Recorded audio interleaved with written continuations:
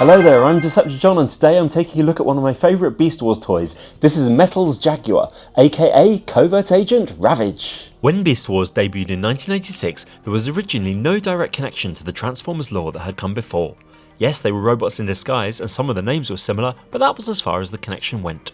As the series progressed, however, the connections would grow. First in the form of an Easter egg where after being hit on the head, Waspinator thinks he's the Insecticon shrapnel, then explicitly in an episode where the ghost of Starscream, claiming he had been killed by Unicron, takes over Waspinator's body. But it was with the end of Season 2 and the three-part story The Agenda that the two continuities really became tightly tied together into one story. The herald of that was the arrival of Tripedicus Covert Agent Ravage, the Decepticon of old, rebuilt for the Beast era. In an incredible moment for the franchise, the link is confirmed when Ravage exclaims "Decepticons forever" and transforms into a cassette with the G1 transformation sound, which had not been heard since the original series. It was an iconic show-defining moment, but poor old Ravage did not have a toy to go with the TV show appearance. That changed in 1999 when the Metals line, the Japanese equivalent of Transmetals, released a figure of the character named Jaguar, but make no mistake, this was Beast Wars Ravage. A direct comparison with the animation shows this is a really close attempt at accuracy, but let's take a more in-depth look at this rare Japanese exclusive version of the generation-spanning character. Firstly, his main body is a remold of Transmetal Cheetor. The basic structure is the same, however changes have been made to the model. The animal head is also the main head, instead of being formed from the arms as Cheetor had. From the back we can really see that nice Transmetal paintwork. It's a really subtle metallic coating that looks great in different lights and really plays into the classic Ravage characteristic of being a stealth master. Articulation wise, he has a reasonable amount of movement in his arms,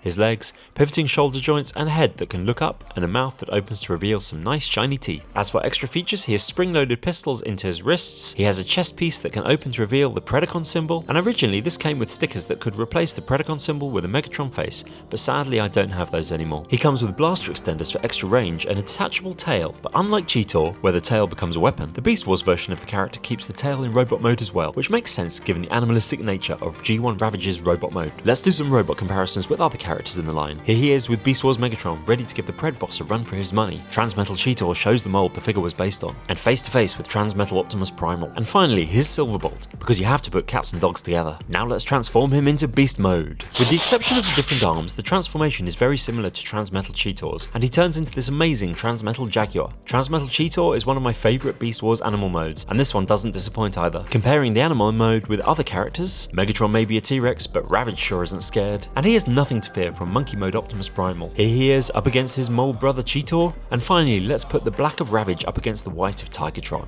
Making Ravage a humanoid was something of a departure from prior incarnations of the character, but you know what? It works, and while the TV version turned into a cassette, the fact this version turns into a Jaguar shows even more connection with the original character.